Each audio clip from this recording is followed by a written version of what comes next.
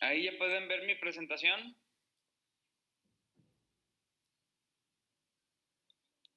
Sí, Doc. Sí, ya. Sí. Ok. Bueno, entonces nos quedamos aquí, que estábamos comentando todas las consideraciones que debemos de conocer muy bien para evitar fallas en nuestra técnica de anestesia. Entonces, la última que comentamos fue que siempre deberíamos de tomar en cuenta la variación del umbral del dolor en las personas, que sabemos que en cada paciente es diferente y tenemos que considerar esta situación. Sobre todo algunos pacientes hay que atenderlos en horarios que son más, que están más tranquilos, que vienen en mejores condiciones, sobre todo por la mañana, porque ya sabemos que hay muchos pacientes que llegan ya muy cansados, ya llegan muy tarde, y si llegan muy tarde a la consulta, pues tienen menos resistencia al estrés. Entonces, hasta esa situación es importante considerar para que nosotros podamos tener un éxito en nuestro tratamiento de bloqueo anestésico, sobre todo en casos especiales. Entonces, bueno, ya damos por terminado este tema de fallas en la técnica de anestesia. No sé si alguien quiera comentar algo o quiera preguntar algo.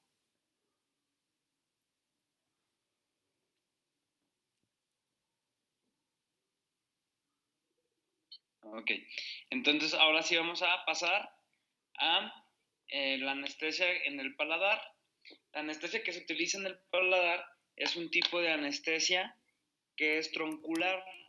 Este tipo de anestesia no es por anestesia por infiltración, sino que esta es una anestesia troncular, porque aquí sí nosotros vamos a dormir toda la rama por completo. Entonces, aquí en este esquema se pueden ver las salidas del nervio, que es la salida del palatino mayor del lado derecho, del lado izquierdo, y nasopalatino. Entonces, si nosotros ponemos anestesia en cada una de estas salidas, de los palatinos mayores y de la nasopalatina, podemos bloquear todo el paladar duro simplemente con 3 piquetes de anestesia. Con la mitad de un cartucho, nosotros podemos dormir todo el paladar duro y todo el paladar blando que viene, toda su información sensitiva desde estas ramas de los nervios palatinos mayores. Entonces vamos a ir viendo en qué casos se tienen que realizar este tipo de bloqueos y cómo se realizan, cuál es la técnica. Entonces aquí por favor anoten la diapositiva.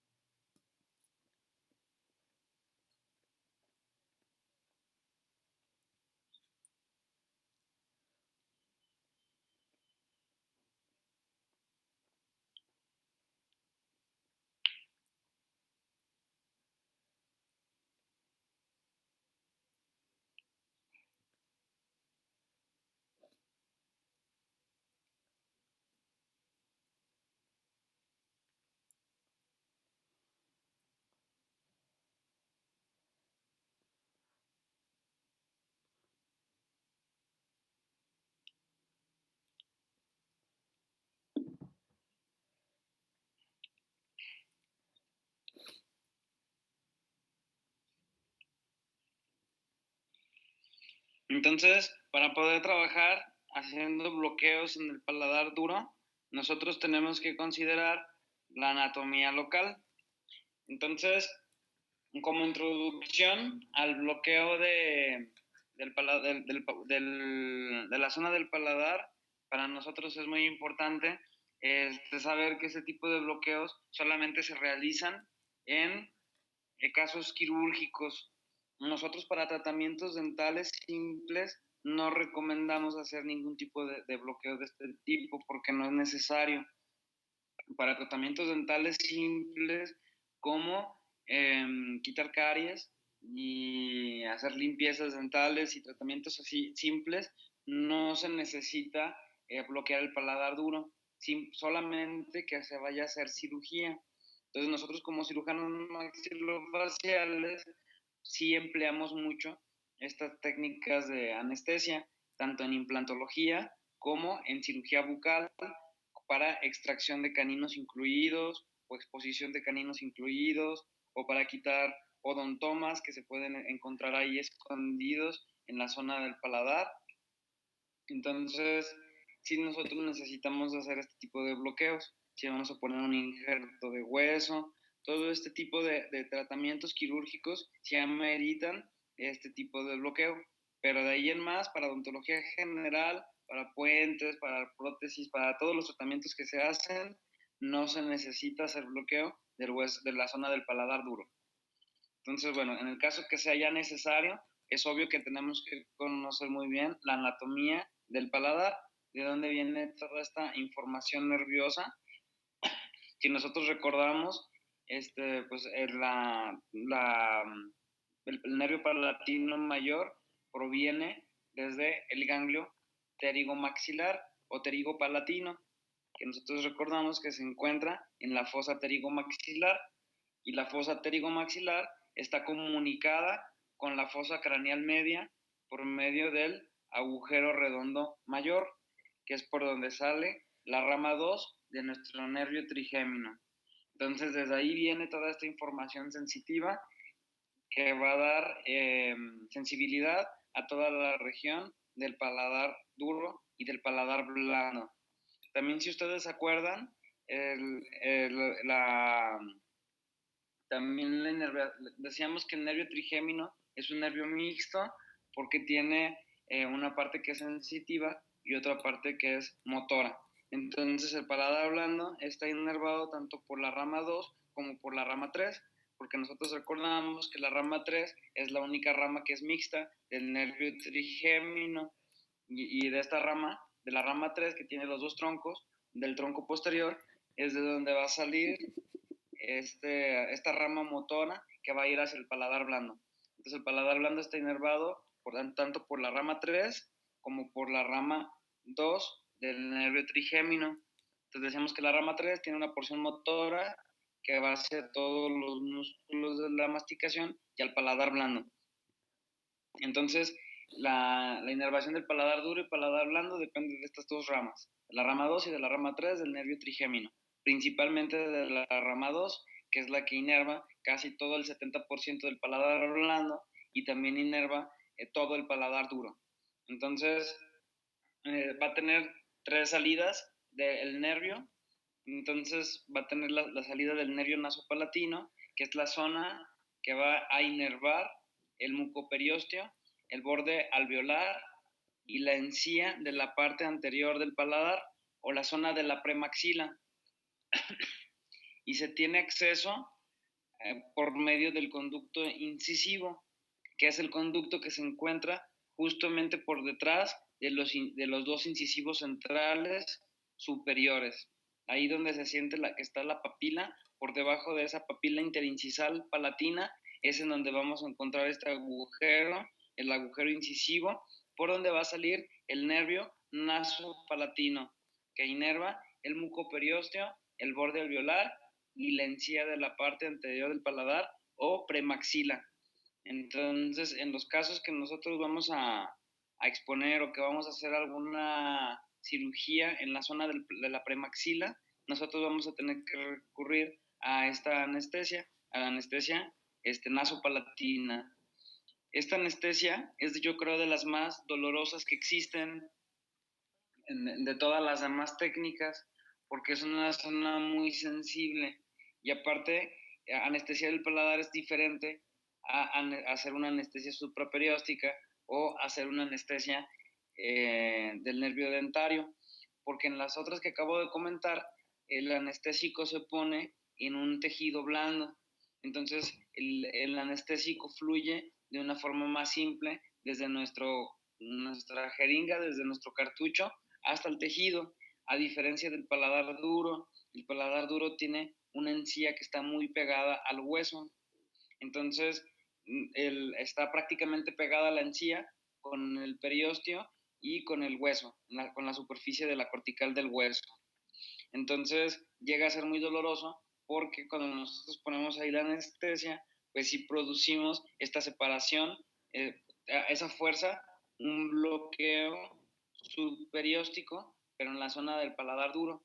Entonces es muy doloroso y aparte tenemos que hacer mucha presión con nuestra jeringa para que pueda fluir el anestésico hasta la zona donde nosotros estamos infiltrando. Entonces se pone muy duro el émbolo y tenemos que hacer mucha presión. Entonces esa es la parte complicada de hacer este tipo de bloqueos, que sí llegan a ser muy dolorosos, la anestesia del paladar. Y los pacientes sí le tienen pues, bastante miedo a este tipo de anestesia y que el día que hagamos nuestras prácticas, ustedes van a colocar este tipo de anestesia. Después tenemos el nervio palatino anterior, que llega al paladar pasando a través del agujero palatino posterior, situado hacia la línea media entre el segundo y tercer molar, y este va a inervar el mucoperiósteo y el borde alveolar de todo el paladar duro a los caninos, y en la región canina se sobrepone con el nervio nasopalatino, entonces ahí se juntan. Entonces el nervio palatino anterior llega pasando a través del agujero palatino posterior o agujero palatino mayor. De aquí va a salir entonces nuestro nervio y aquí dice que tomemos de referencia entre el segundo y el primer molar, no, perdón, es entre el segundo y el tercer molar. Aquí está el primer molar, segundo molar y tercer molar. Entonces el agujero lo vamos a encontrar entre el segundo y el tercer molar, en la parte más cóncava del paladar duro. Entonces aquí se forma una bóveda y en esa bóveda nosotros vamos a encontrar en la parte más cóncava, entre el segundo y el tercer molar, el agujero donde nosotros vamos a colocar el anestésico local, que va a producir sus efectos en toda la región de la encía y mucoperiósteo de la región del tercer molar, del segundo molar, del tercer molar, de la zona de los premolares hasta el canino. Y en la región del canino, aquí es en donde se une unas fibras nerviosas, tanto del palatino posterior o palatino mayor, con el nasopalatino. Entonces, por ejemplo, yo como cirujano maxilofacial, cuando voy a exponer un canino que se encuentra en esta zona, o voy a extraer un canino que se encuentre en esta zona, yo a fuerza tengo que anestesiar el nervio nasopalatino y el nervio palatino mayor para poder tener dormido toda esta zona. Prácticamente más de la mitad de nuestro paladar lo tengo que dormir para yo poder sacar este canino. Porque si yo nada más anestesio el puro nasopalatino, pues el paciente me la va a rayar porque le va a estar doliendo muchísimo cada que yo esté trabajando en esta zona. Y eso es uno de los errores más frecuentes que ocurren, muy, muy, muy frecuente. A mí me han llegado pacientes de doctores que han querido hacer este tipo de tratamientos y con el paciente con muchísimo dolor y aparte mucho sangrado, porque sabemos que el nervio sale junto con la arteria y sale junto con la vena. Entonces, si yo pongo la anestesia directamente sobre este agujero, yo voy a infiltrar el anestésico en esta zona y entonces voy a producir una isquemia y voy a producir que se haga una cirugía más fácil para yo poder despegar toda la encía y del paladar y poder hacer mi procedimiento. La cirugía de caninos, yo creo que es de la cirugía bucal más difícil que nosotros podemos hacer, porque es una zona que sangra mucho. Nosotros tenemos que levantar toda toda la mucosa, para no darle a las arterias y no darle al nervio, tenemos que hacer una incisión directamente sobre todo el reborde hasta llegar al hueso y tenemos que levantar todo el complejo de periósteo y encía, todo completo, para no darle a la arteria y movernos sobre el plano de la superficie ósea. Porque si a nosotros se nos desgarra el colgajo o se lastima lo que es el periósteo, ahí es donde vamos a tener un sangradero bien difícil de controlar. Entonces, ¿por qué? Porque la arteria y el nervio siempre transcurren por encima del periósteo.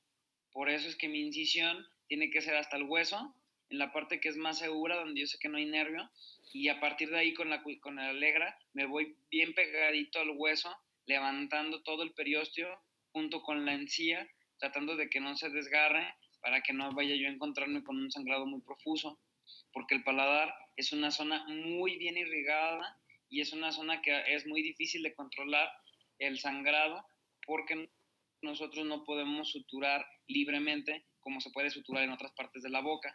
Entonces el paladar es una zona muy delicada. Por eso también cuando hacemos extracciones nunca metemos el elevador por el paladar. Eso que también se les quede bien claro y bien guardado y bien tatuado en la mente. Nunca se mete un elevador por el paladar ni nunca se mete un elevador por lingual. ¿Por qué? Porque el elevador se nos puede zafar y se nos puede ir y se nos puede incrustar en alguna de estas ramas del paladar y podemos producir un sangrado muy, muy difícil que podamos controlar en el consultorio dental. Entonces, bueno, ya vimos esta parte del recorrido de nuestro nervio palatino anterior y ahora vamos a los nervios palatinos medios, que estos son nervios más pequeños que tienen menos relevancia en nuestros tratamientos dentales. También emergen del mismo agujero palatino mayor y van a inervar la mucosa del paladar blando y de la úvula. Entonces, estos son los palatinos que van a ir hacia esa zona. Aquí otra de las cosas bien importantes que ustedes deben de conocer y deben de contemplar es que cuando ustedes hagan el bloqueo del palatino posterior o palatino mayor, el anestésico también va a alcanzar a afectar a las fibras nerviosas que son los palatinos medios. Entonces, si se duermen los nervios palatinos medios, se va a dormir todo el paladar blando y el paciente va a sentir que no puede pasar la saliva, va a sentir que se está asfixiando. Si ustedes no toman en cuenta esta situación, entonces ustedes también se van a asustar, porque el paciente les va a decir que no pueden pasar la saliva, lo cual es totalmente predecible, lo cual es totalmente normal y no pasa nada, nada más está alterada la sensación del paciente. Pero si nosotros nos asustamos porque el paciente nos empieza a decir que está asustado, que porque siente que no puede pasar la saliva, el paciente se empieza a asustar porque no puede pasar la saliva y piensa que ya está muy próximo a que tampoco pueda respirar. Entonces el paciente les va a poner cara de asustado y como se va a asustar, se va a poner pálido y cuando ustedes lo vean que está pálido, pues ustedes se van a poner más pálidos y luego el paciente se va a poner más pálido si ustedes no saben qué es lo que está ocurriendo. Entonces, ya tomando en cuenta este conocimiento, cuando ustedes atiendan a su paciente y tengan que bloquear el palatino mayor, yo siempre les comento al paciente que van a tener esa sensación, incluso antes de anestesiarlos. Decirles, es normal que sientas que no vas a poder pasar la saliva, pero no te preocupes, sí vas a poder, nada más no se siente porque se duerme toda esa zona, pero sí se puede pasar la saliva. Y entonces así el paciente ya está preparado para cuando yo hago el bloqueo, el paciente ya sabe que eso es normal y entonces el paciente ya ni se va a poner pálido, ya no se va a asustar porque ya sabe que esa sensación es normal, es necesaria y aparte va a durar 2 horas y ya después de esas 2 horas va a estar el paciente normal. Pero sí es muy importante que les digamos porque nos puede hacer pasar un muy mal rato. ¿Sí va quedando claro? Sí, doctor. ¿Sí? ¿Nadie tiene ningún comentario? Sí. ¿Que quiera participar? ¿Con alguna experiencia que le haya tocado, que le hayan puesto esa anestesia? ¿A alguien sí le han puesto este tipo de anestesia?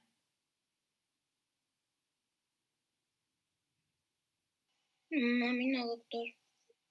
¿No? A mí tampoco. Ok, ni tampoco les ha tocado entrar a algún procedimiento donde se tenga que bloquear el paladar. No, doctor, a mí no.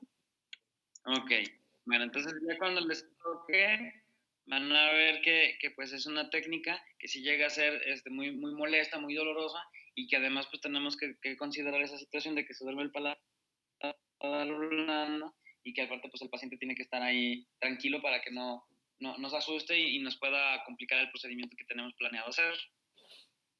Doctor, tengo una pregunta. Eh, ¿No se le puede, por ejemplo, colocar algún tipo de anestesia tópica nada más para que no sienta tanto a lo mejor al momento de que se lo vamos a poner? sí, doctora, esa es una buena pregunta. La anestesia tópica ayuda sobre todo cuando uno va a hacer una inyección supraperióstica y sobre todo en tratamientos restaurativos simples. Cuando se va a hacer anestesia para poder hacer una cirugía, la verdad no se recomienda mucho porque como es quirúrgico, muchas veces el anestésico tópico está muy contaminado y puede contaminar mucho el área donde nosotros estamos trabajando porque es cirugía y puede haber entonces ahí bacteremia. Entonces, aquí colocar anestésico tópico en cirugía, pues no se recomienda tanto. Todavía a lo mejor si es un spray, ese sí puede ayudarnos. También en el paladar, la verdad es que no sería significativo la ventaja de colocar una anestesia tópica, porque realmente lo que duele es colocar el anestésico por debajo del periósteo, o sea, hacer la anestesia subperióstica, y ahí no tiene ningún efecto el anestésico tópico.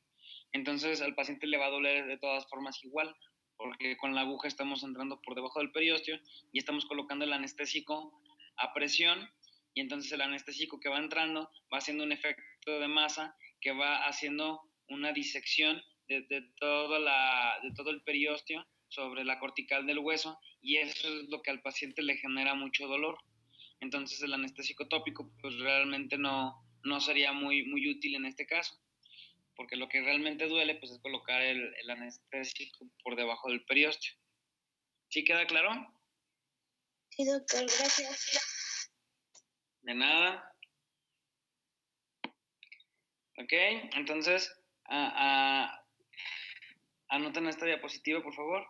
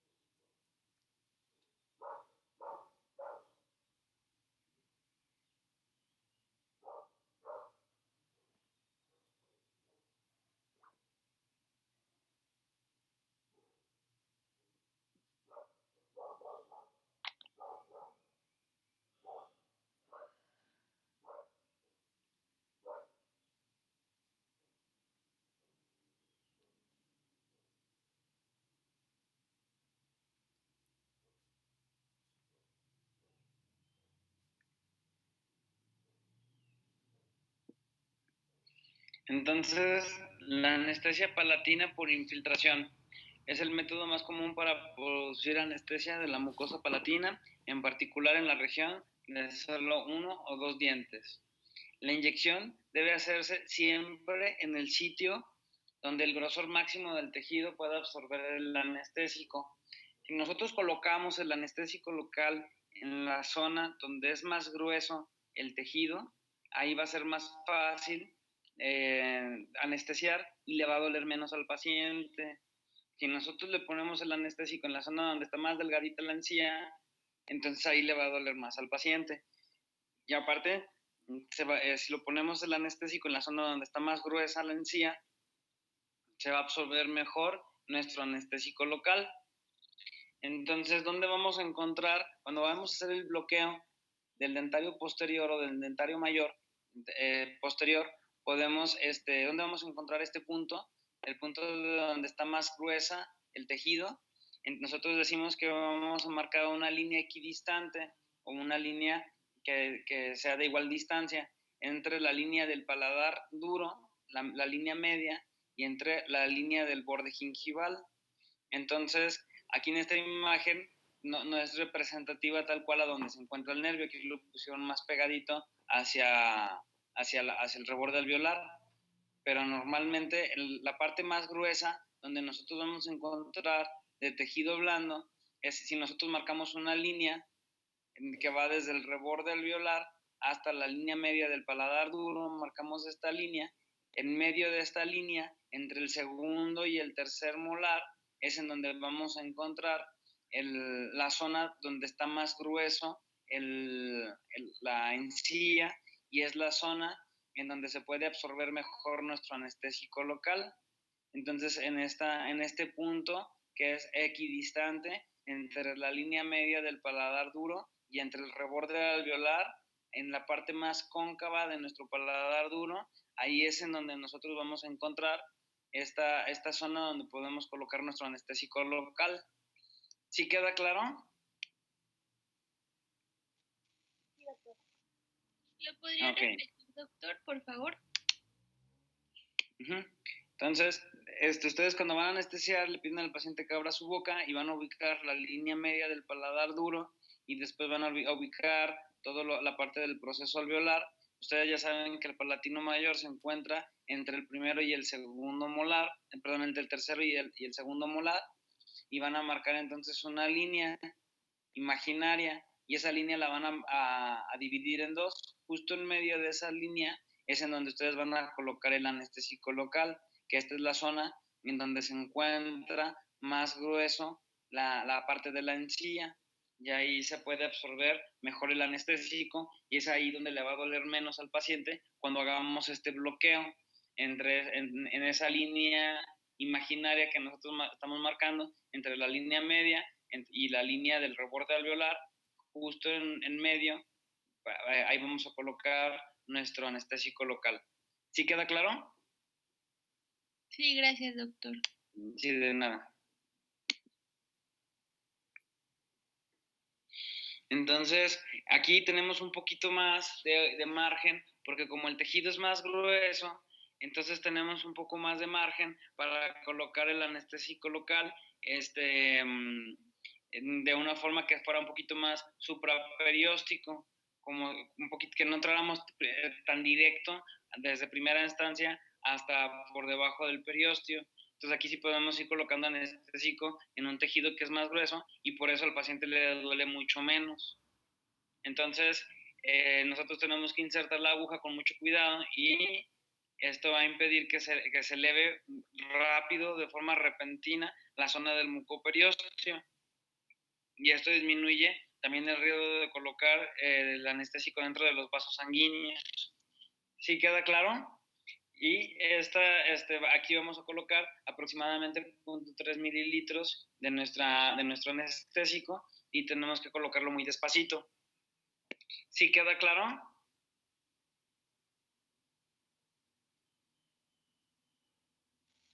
Aproximadamente 1.3 mililitros, ¿verdad? Sí. Gracias. Sí, de nada. Doctor, ¿y qué pasa si el paladar, bueno, o sea, si le damos a un vaso y el paladar se comienza a poner isquémico? Bueno, si el paladar se pone isquémico, no te preocupes, eso es normal. Nada, sabes que eso es pasajero y no le pasa nada a la encía, ni al hueso, ni nada. De hecho, cuando yo pongo el anestésico, yo espero que se pongan isquémico porque yo estoy haciendo una cirugía y yo quiero que no me sangre durante la cirugía para poder hacerla bien. Entonces, yo estoy buscando que se ponga isquémico. Entonces, por eso no es una situación de preocupación. ¿Sí queda claro? Sí, doc, gracias. De nada.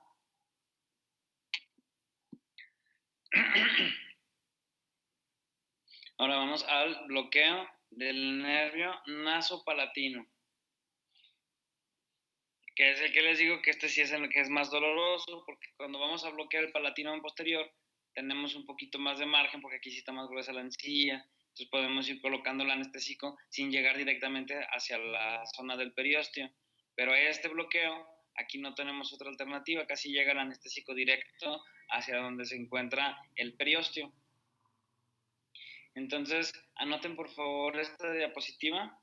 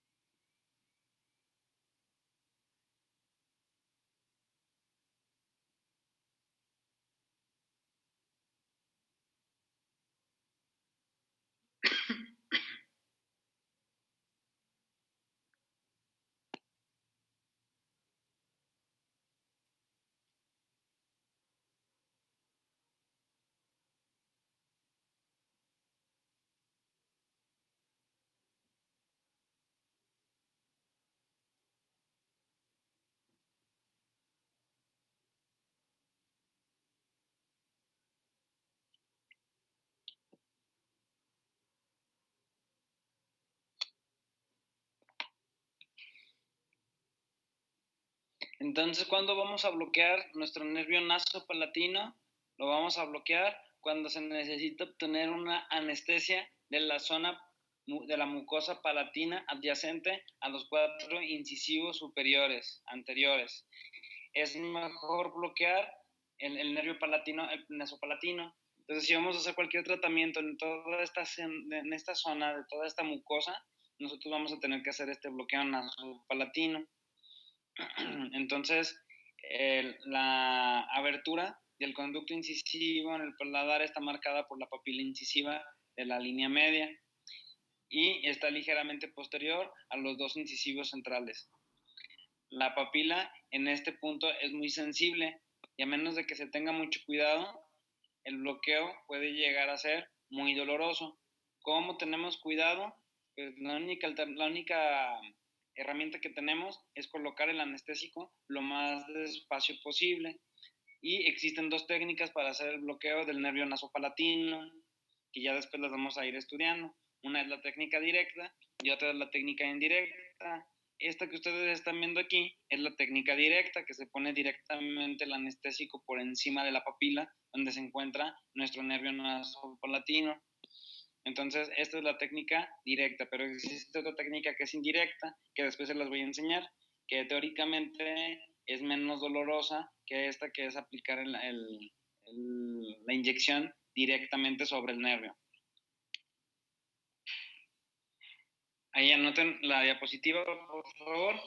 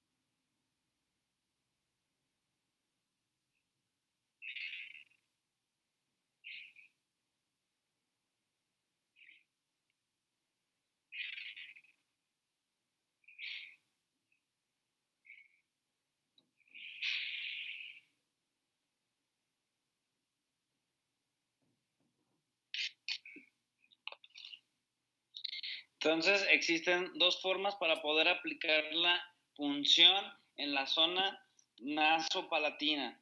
Una es directamente sobre la papila retroincisal, que decimos que es realmente dolorosa. Y la otra técnica es la técnica indirecta, porque requiere de 3 tiempos.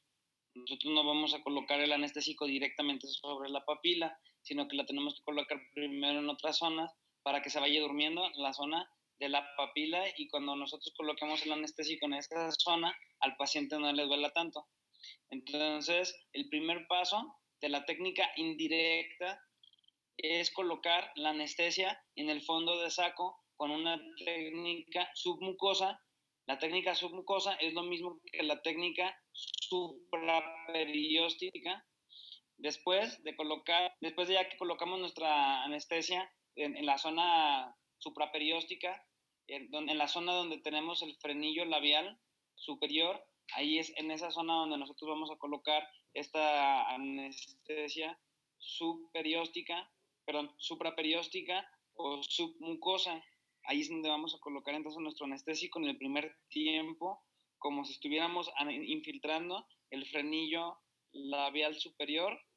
Después de que ya se infiltró en esa zona, que es la zona submucosa, la siguiente inyección va a ir sobre la papila interdental, que es hacia la zona vestibular. En esa zona vamos a colocar nuestro anestésico local. Primero ya hizo el efecto la anestesia submucosa, y entonces al paciente le va a doler menos cuando coloquemos la anestesia en la papila interdental vestibular, interincisal. Cuando coloquemos ahí el anestésico se va a alcanzar a infiltrar hacia la zona palatina. Ya cuando nosotros lleguemos a colocar nuestro anestésico sobre la papila nasopalatina, ahí ya al paciente no le va a doler tanto, porque vamos a colocar el anestésico ya directamente sobre la papila, pero ya va a estar infiltrada desde vestibular esa papila, y ya va a estar más o menos dormida, y al paciente entonces le va a doler cuando nosotros coloquemos nuestro anestésico. ¿Sí queda claro?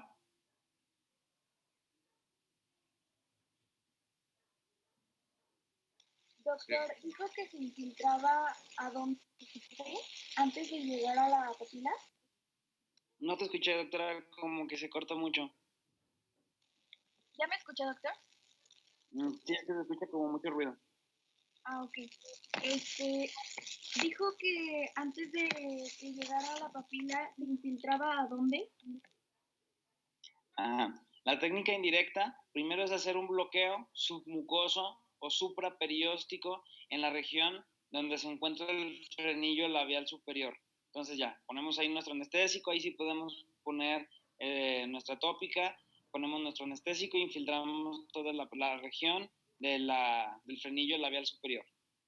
Después, cuando ya está bien dormido ese frenillo, ahora vamos a poner la anestesia sobre la papila interincisal vestibular. Entonces ahí colocamos nuestro anestésico, otros 0.3 mililitros o 0.4 mililitros en esa papila interincisal. Y ya después cuando nosotros colocamos la anestesia sobre esa papila, el anestésico se alcanza a infiltrar a través o entre los incisivos hacia el paladar. Entonces empieza a tener efecto el anestésico local sobre la región ya del paladar, aplicando el anestésico desde vestibular. Y ya después, ahora sí que ya se alcanzó a infiltrar anestésico desde vestibular hasta el paladar. Ahora sí nosotros vamos a poder colocar el anestésico directamente por encima de la papila nasopalatina, que está a 5 milímetros por detrás de los cíngulos de los incisivos superiores, de los incisivos centrales superiores. ¿Sí queda claro? Sí, doctor, ya me quedó claro. Muchas gracias. Ni de nada.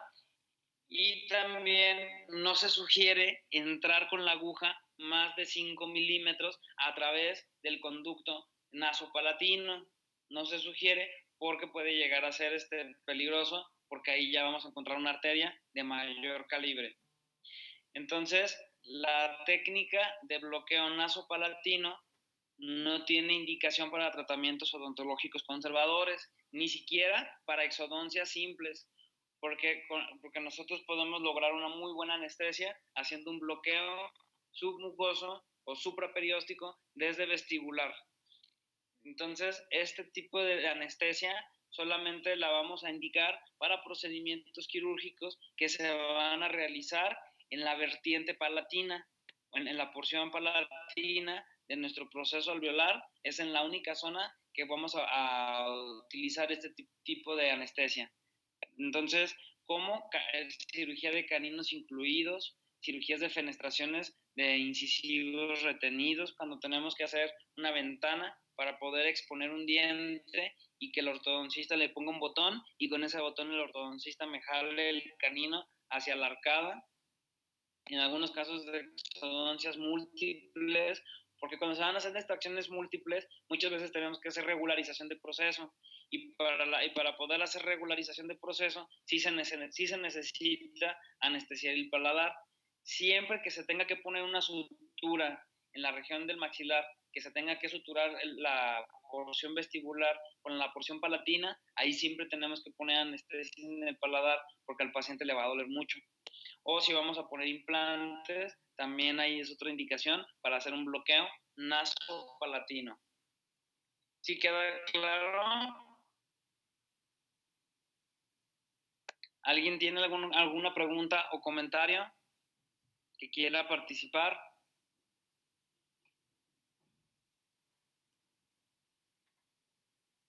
No, doctor, todo claro. Ok. Aquí anoten por favor esta otra diapositiva.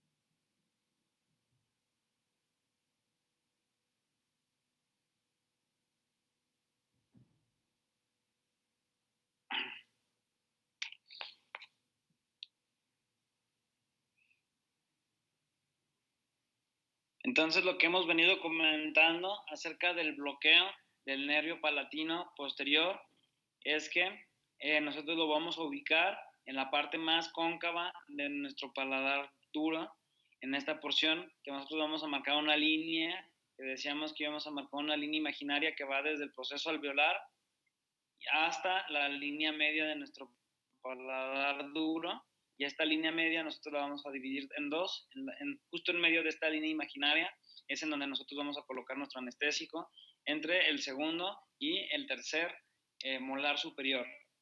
En esta zona, toda esta zona es la zona más cóncava de nuestro paladar, es la zona donde tenemos más grueso nuestra encía, y es en donde nosotros podemos colocar perfectamente nuestro anestésico, y a nuestro paciente le podemos producir una anestesia muy efectiva. Y lo que comentábamos, que si combinamos una anestesia de nuestro nervio palatino posterior con el nervio nasopalatino, prácticamente nosotros tenemos el control o podemos dormir prácticamente más de la mitad del paladar duro. Ya nada más nos faltaría bloquear el otro palatino mayor o el palatino posterior para dormir por completo paladar duro y paladar blando.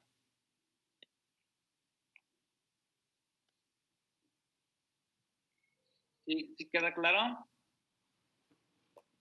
Doctor, para lograr el bloqueo del palatino anterior con esta combinación que dijo, ¿es del nervio nasopalatino y del palatino posterior o anterior?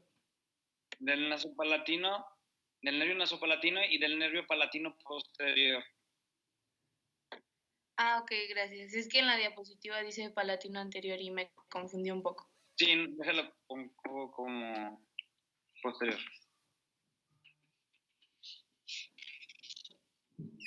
Bien. ¿Alguien tiene alguna otra duda?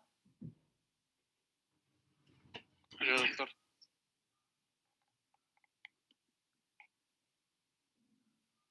Yo sí tengo una duda. Ok. Ya ve que dijo que al mismo tiempo nos imagináramos una línea, pues, imaginaria para poder hacer la anestesia. Lo mismo ocurre cuando llega a faltar los molares. Imaginarnos así dónde estarían y ya de esa forma poder infiltrarlo mejor. Esa es una buena pregunta. Cuando no tenemos la relación de tener molares, porque el paciente está desdentado, sí es más difícil ubicar la zona donde vamos a colocar el anestésico. Entonces, normalmente son muy pocos los casos que hay que hacer bloqueos por el paladar en pacientes desdentados. Pero si es necesario, pues necesitamos tener más experiencia, tenemos que tener ya más ojo clínico para poder ubicar la zona donde se encuentra el más grueso la parte de la encía del paladar, y ahí colocar el anestésico. Entonces, si nosotros colocamos el anestésico en la zona donde está más gruesa la encía, aunque no le atinemos exactamente donde está el nervio palatino, la emergencia del nervio palatino, de todas formas, como es más gruesa la encía, entonces se alcanza a absorber más el anestésico local y se alcanza a infiltrar en prácticamente toda la zona del nervio. Por eso es que es muy bueno que coloquemos nuestro anestésico en la zona donde está más grueso en nuestro paladar, para que al paciente le duela menos la inyección y además que haya menos riesgo de fracaso, porque el anestésico cabe mejor y se infiltra mejor en este tejido que es más grueso. Entonces, en cuanto a tu pregunta, pues es importante decir la experiencia, no va a ser de tus primeros bloqueos, tienes que ya haber hecho muchos bloqueos previos del paladar en pacientes dentados, y cuando te toque estar con un paciente desdentado, entonces ya vas a tener más ojo clínico para poder anestesiar, para poder colocar el anestésico en la zona donde está más grueso y más cóncavo el paladar duro. ¿Sí queda claro? Sí, doctor. Gracias. Sí, de nada. Ahí, por favor, anoten.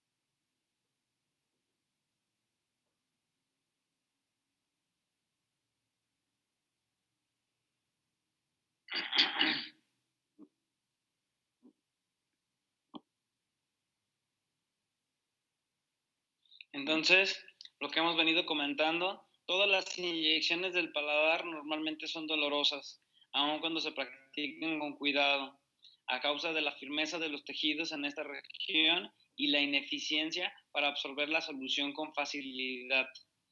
Por eso hay que tratar de colocar el anestésico en la zona donde la encía es más gruesa. Por lo que se sugiere que para disminuir la molestia, al momento de aplicar la infiltración, es que nosotros primero coloquemos nuestro anestésico en la región vestibular, en la región de las papilas interdentales de la región vestibular. Y así el anestésico se alcanza a difundir hacia la cara del paladar. Por ejemplo, si yo voy a extraer un tercer molar, voy a quitar este tercer molar y este tercer molar sí puede que al paciente le moleste mucho si no bloqueo el nervio palatino mayor o el nervio palatino posterior. Al paciente le puede doler mucho si no le bloqueo este nervio. Entonces, si yo quiero extraer este diente sin lastimar o sin hacer una anestesia muy dolorosa en la región del paladar, lo que se refiere a esta diapositiva que estamos leyendo es que si nosotros colocamos el anestésico primero, yo voy a extraer ya este diente ya no me va a servir. Entonces voy a anestesiar submucoso o supraperióstico en toda la región de entre el tercero y segundo molar superior. Ya después de que tengamos muy bien anestesiado todo el fondo de saco, ahora voy a poner una anestesia en la papila interdental vestibular. Ahí voy a colocar el anestésico, pero ya va a estar dormido porque ya va a estar dormida esta papila porque ya coloqué el anestésico primero en el fondo de saco, que esta es la anestesia menos dolorosa, porque aquí es puro tejido blando, y entonces aquí no se distiende el tejido, y aquí la anestesia realmente lo único que molesta poquito es el piquete, pero ya después ya no molesta. Entonces, ya después de que tenga bien bloqueado toda la región supraperióstica de todo el segundo y el tercer molar, ahora voy a infiltrar la papila interdental. Entonces voy a poner aquí la anestesia y aquí ya me va a costar más trabajo colocar la anestesia porque tengo que aplicar más presión, porque aquí ya está más dura. Entonces al paciente ya no le va a doler esta inyección interdental porque ya se hizo primero el otro bloqueo. Pero sí, ¿de qué nos va a ayudar? A que el anestésico se va a empezar a infiltrar desde aquí hasta la región palatina. Va a empezar a llegar nuestro anestésico desde vestibular hacia el paladar, a tal grado de que cuando yo llegue hacia el paladar y yo tenga que bloquear ya en esta zona, al paciente ya no le duela nada, porque ya el anestésico alcanzó a infiltrarse de forma indirecta desde vestibular hacia el paladar. Y así es así como yo hago mis extracciones de mis terceros molares superiores. Realmente al paciente no le duele nada, porque ya desde el principio, desde el primer bloqueo, fue un bloqueo muy controlado, muy despacito y en una zona en donde hay mucho tejido para poder absorberse el anestésico. Después coloco el anestésico entre el tercer molar y el segundo molar y después ya coloco el anestésico en la región del paladar, pero esta región del paladar ya va a estar bajo la influencia del anestésico que yo coloqué desde el vestibular. No sé si queda claro.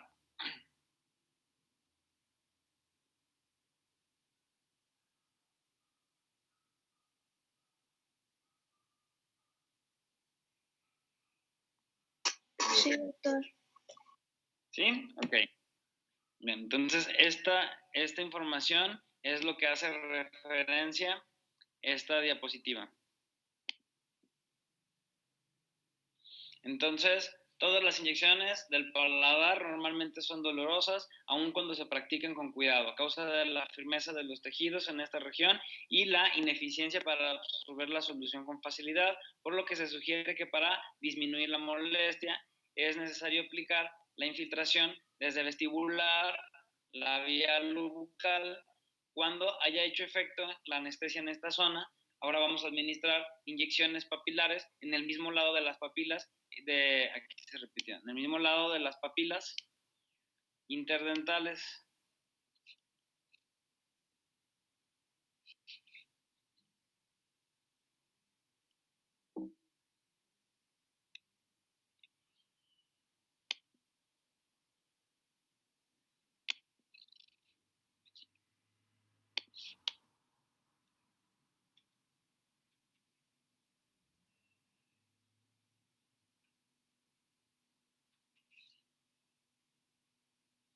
para disminuir la molestia, hay que aplicar la infiltración y ya cuando ya ha hecho efecto, hay que administrar inyecciones papilares en el mismo lado de las papilas interdentales.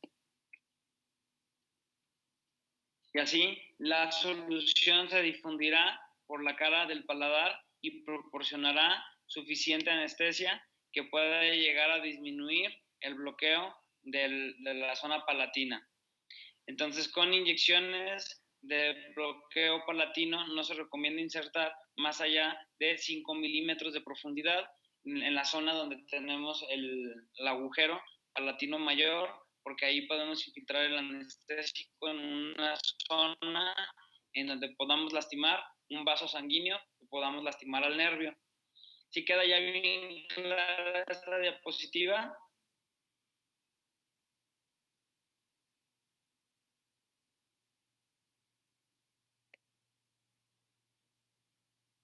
Sí, doctor. Ok.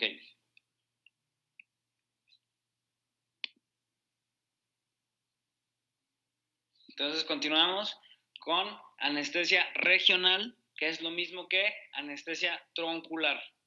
Entonces, seguimos hablando de la anestesia troncular. Ya hablamos de cuáles son las técnicas de anestesia troncular o regional de la región del paladar duro. Dijimos bloqueo de palatinos mayores o palatinos posteriores y bloqueo del nervio nasopalatino son bloqueos regionales, porque con un solo bloqueo, con una sola aplicación, dormimos todo un sector, a diferencia de la anestesia supraperióstica, que solamente vamos colocando muchos piquetitos en la zona del maxilar, donde se absorbe el anestésico y para dormir una zona pues, tenemos que ir durmiendo diente por diente. Y ahora vamos a ver cuáles son las técnicas de anestesia regional, tanto del maxilar como de la mandíbula.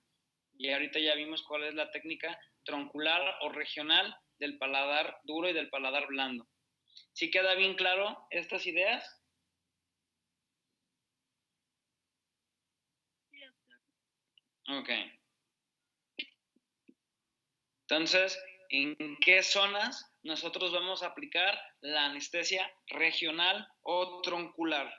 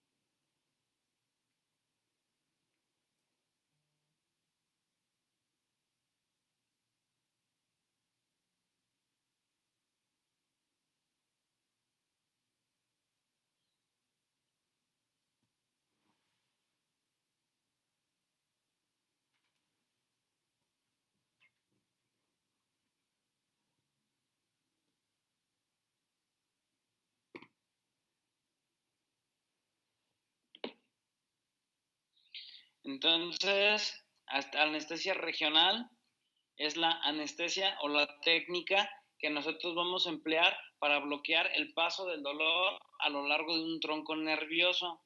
Entonces, si dormimos todo un tronco nervioso, vamos a dormir todo un segmento, de todo el segmento de inervación del nervio que estamos bloqueando. Entonces, ¿Cuáles son los bloqueos regionales en el maxilar superior? Los bloqueos son nervios de palatino posterior, medio y nasopalatino, los nervios dentario posterior, nervio dentario medio y nervio dentario anterior. Si nosotros nos acordamos de la anatomía, recordamos cuál es el recorrido de la rama 2 del nervio trigémino. Entonces decimos que sale la rama 2 del ganglio de Gasser, que estaba en la fosa craneal media. De ahí de la fosa craneal media del ganglio de Gasser salen las tres ramas, la rama 1 y la rama 2, que tienen un recorrido endocraneal que pasa por la pared lateral del seno cavernoso, y después la rama 2 va a desviarse hacia el agujero redondo mayor, y del agujero redondo mayor va a pasar hacia la fosa pterigomaxilar, y en la fosa pterigomaxilar esta rama 2 va a volver a formar un ganglio junto con el nervio facial, si ustedes se acuerdan.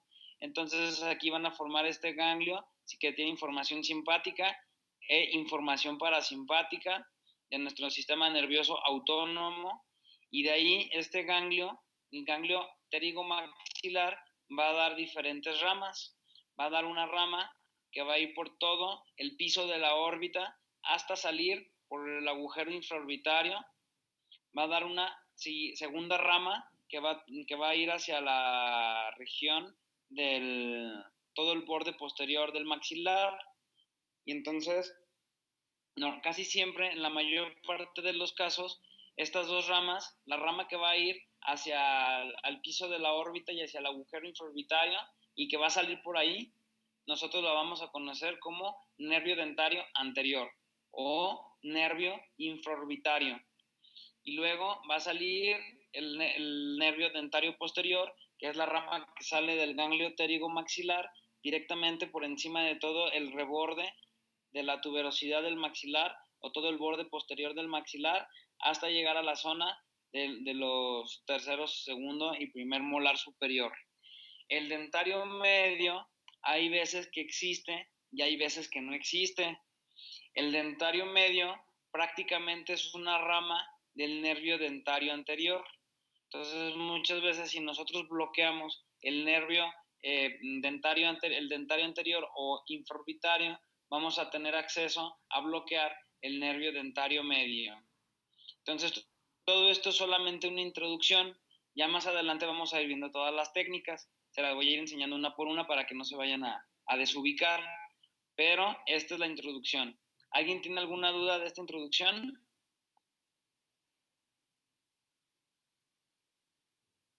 No, doctor. Ok.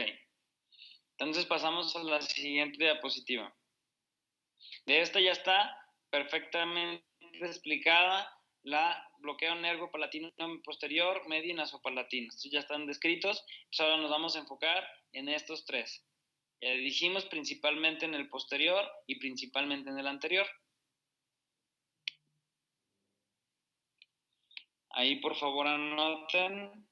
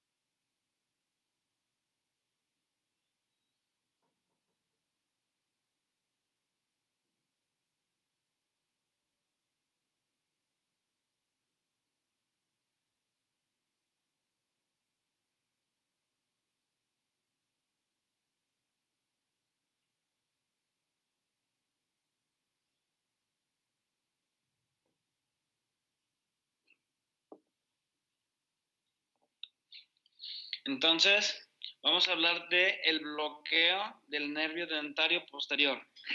Aquí pongan mucha atención. Cuando este tipo de técnica, este bloqueo, volvemos a lo mismo, este bloqueo troncular no lo van a hacer ustedes como odontólogos generales. Solamente son alternativas quirúrgicas para especialidad de cirugía maxilofacial, cuando se van a hacer tratamientos más complejos. Entonces, ¿por qué? Porque si nosotros queremos bloquear el nervio dentario posterior, el bloqueo del nervio dentario posterior, si se fijan de dónde sale, sale muy cerquita de donde está la fosa pterigomaxilar. De aquí sale el nervio dentario posterior, que dije que iba a tener todo un recorrido por todo el borde posterior del maxilar, y a partir de ahí empieza a llevar toda esta información sensitiva hasta la raíz distal del primer molar superior. Entonces, el bloqueo del nervio dentario posterior no se utiliza en odontología general. En odontología general, siempre que ustedes quieran trabajar en toda la arcada superior, ahí vamos a hacer siempre anestesia supraperióstica o submucosa. No vamos a hacer esta técnica el nervio dentario posterior, porque si queremos hacer este bloqueo, es un bloqueo más superior, y este es un bloqueo que es más complejo. Tiene su ventaja. ¿Cuál es su ventaja? Que con un solo bloqueo nosotros podemos dormir toda esta zona de la arcada y no tenemos que poner muchos piquetitos para anestesiar toda esa zona. Pero esa ventaja realmente no es tan significativa en comparación con el riesgo de que nosotros infiltremos dentro de la fosa pterigomaxilar. Pero de todas formas se tiene que describir esta técnica, porque es la técnica que utilizamos mucho en cirugía maxilofacial cuando vamos a operar maxilares, cuando vamos a colocar placas y cuando vamos a colocar arcos, barra de Eric en pacientes que están con fracturas de mandíbula. Sí necesitamos dormir toda la arcada, y ahí sí está indicado, como es un procedimiento más invasivo, hacer este tipo de anestesia. Pero ustedes no la van a realizar, solamente van a hacer puro bloqueo supraperióstico. Aunque tengan que poner muchos piquetitos, no importa, mientras ustedes lo pongan muy despacito y dirijan muy bien la punta de su aguja hacia la zona donde se encuentra el ápice del diente que van a tratar, eso es suficiente. Pero no hacer el bloqueo troncular del nervio dentario posterior. Entonces, este nervio inerva los molares superiores, segundo y tercero, las raíces distobucal o distovestibular y palatina del primer molar, y la membrana periodontal, la cortical bucal y mucosa bucal contigua. Toda esa zona es inervada por el nervio dentario posterior, que ya sabemos que es una ramita que viene directamente del ganglio pterigopalatino o pterigomaxilar. Entonces, en algunos casos decimos que el dentario medio no existe, pero si en el caso de que no exista, entonces el nervio dentario posterior alcanza a inervar hasta la raíz mesiovestibular del primer molar. Muchas veces la raíz mesiovestibular del primer molar puede estar inervada por el dentario posterior o puede estar inervada por el dentario medio, pero no todos los pacientes lo tienen, y eso a ustedes no los estrese. ¿Qué paciente sí tiene y qué paciente no tiene el dentario medio? No los estrese, porque ustedes no están haciendo bloqueos bloqueos tronculares, ustedes van a estar haciendo solamente bloqueos supraperiósticos. Entonces, para hacer un bloqueo supraperióstico, a nosotros no nos importa si el paciente tiene dentario medio o no lo tiene. Si ustedes van a hacer un bloqueo troncular, entonces ahí sí ustedes sí tienen que saber si el paciente tiene o no lo tiene. ¿Y cómo lo van a saber? Pues solamente con prueba y error. Entonces, si yo le pongo a mi paciente la anestesia del dentario posterior y empiezo a trabajar en la zona de la raíz mesiobucal del primer molar y al paciente le sigue doliendo, entonces voy a creer que el paciente sí tiene el dentario medio y voy a tener que hacer un bloqueo del nervio dentario anterior o del nervio infraorbitario para poder compensar que sabemos que la rama del dentario medio es una rama de la rama dentario anterior. Y entonces ahí yo tendría que reforzar la anestesia. Pero ustedes como odontólogos generales no se preocupen si tiene o no tiene el paciente dentario medio o no lo tiene. Ustedes van a hacer siempre bloqueo supraperióstico y con eso es más que suficiente. Los nervios dentales posteriores van a cruzar un camino que va a ir hacia abajo por toda la cara posterior del maxilar superior y van a entrar por unos pequeños agujeritos que se encuentran en la tuberosidad del maxilar, sobre el tercer molar y detrás de este tercer molar. Entonces, para que nosotros podamos entrar hacia esta zona, tenemos que violar la información que yo les di, que les dije que no tenían que entrar con la aguja a más de 1.5 centímetros hacia adentro, porque si meten la aguja más de 1.5 centímetros hacia adentro del reborde del alveolar, podemos meternos a la fosa pterigomaxilar, nos vamos a encontrar con la arteria maxilar interna y con el ganglio.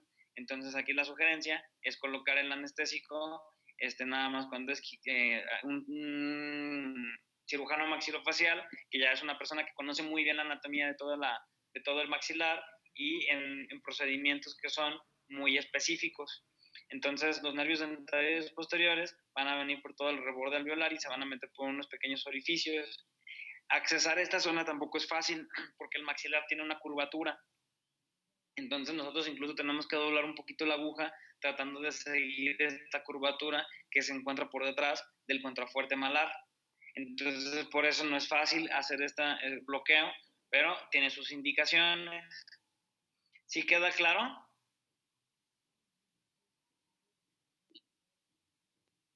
Sí, doctor.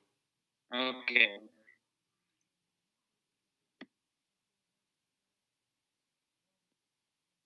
Entonces, aquí en esta imagen es que nosotros podemos ver cuál es ese recorrido de nuestros nervios. Tenemos el nervio dentario posterior, que ya dijimos que viene por toda la porción posterior del maxilar, de todo el borde posterior, y aquí es el que va a dar inervación en toda esta zona. Luego decimos que existe el dentario medio, que no sabemos si existe o no existe. Cuando sí existe, sabemos que el dentario medio es una rama de la rama infraorbitaria. Entonces, de la rama infraorbitaria va a salir el dentario anterior y va a salir el dentario medio. Entonces, si yo voy a hacer un bloqueo troncular de toda la arcada y no quiero poner mucha anestesia porque tengo que trabajar en todo el maxilar, entonces sí tengo que hacer este tipo de bloqueos. Voy a llegar a bloquear el dentario posterior. Y ven, aquí esta es la curvatura que les digo, que se hace por detrás del borde del maxilar. Por eso no es fácil acceder hacia esa zona.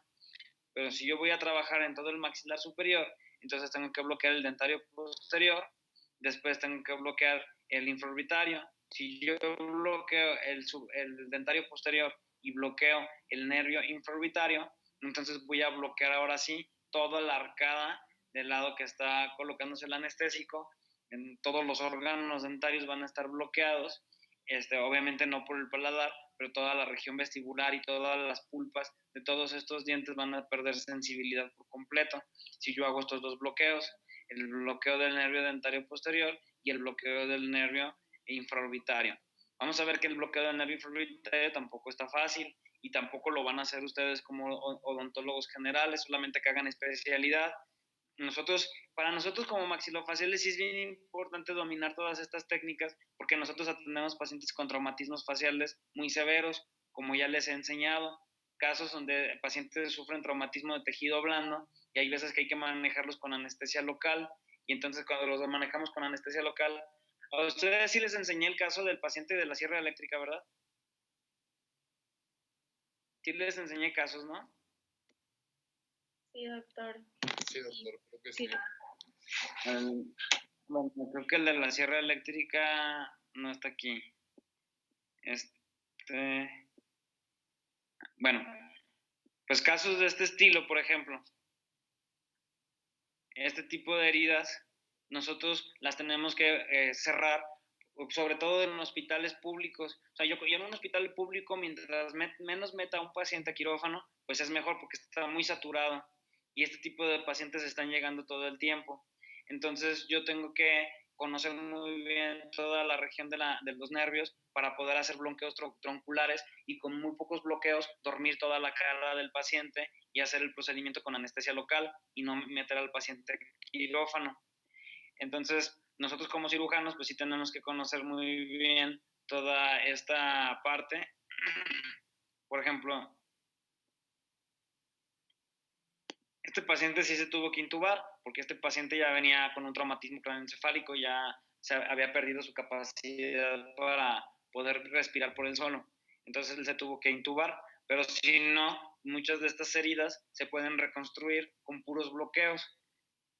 Entonces, por ejemplo, ya vamos a ir viendo, pero por ejemplo, como ahorita como introducción, nosotros sabemos que aquí encima está el agujero supraorbitario.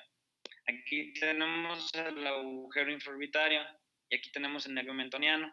Entonces, el paciente cuando está consciente y tiene los ojos abiertos, las pupilas de mi paciente son mi referencia para ubicar estos nervios. Entonces, el paciente tiene los ojos abiertos y entonces yo, siguiendo una línea imaginaria que es paralela sobre la pupila de mi paciente, voy a ubicar estos agujeros. Hacia arriba el supraorbitario, hacia abajo el infraorbitario y hacia en la mandíbula el mentoniano. Entonces, si yo pongo anestesia en el mentoniano, pongo anestesia en el infraorbitario y pongo anestesia en el supraorbitario, tan solo con esos 3 bloqueos tronculares, yo le puedo dormir la mitad de la cara a mi paciente. Entonces, si yo repito la misma técnica de un lado y de otro, entonces puedo dormir toda la cara completa de mi paciente, nada más colocando bien poquita anestesia. Entonces, para nosotros sí es muy importante. O, por ejemplo, si vemos pacientes con fracturas nasales, también nosotros hacemos el bloqueo de los nervios infraorbitarios, de los nervios supraorbitarios, y con esos bloqueos nosotros podemos dormir toda la región nasal y podemos trabajar perfectamente en el puente nasal y podemos reducir la fractura con anestesia local.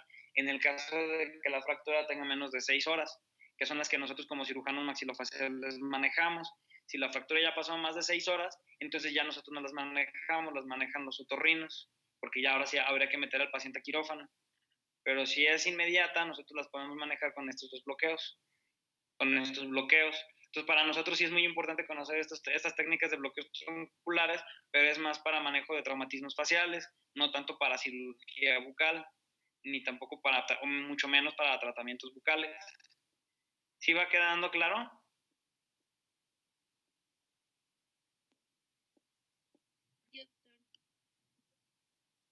Bueno, entonces hasta aquí vamos a dejar la clase y ya continuamos el día de mañana. Que tengan muy buen día.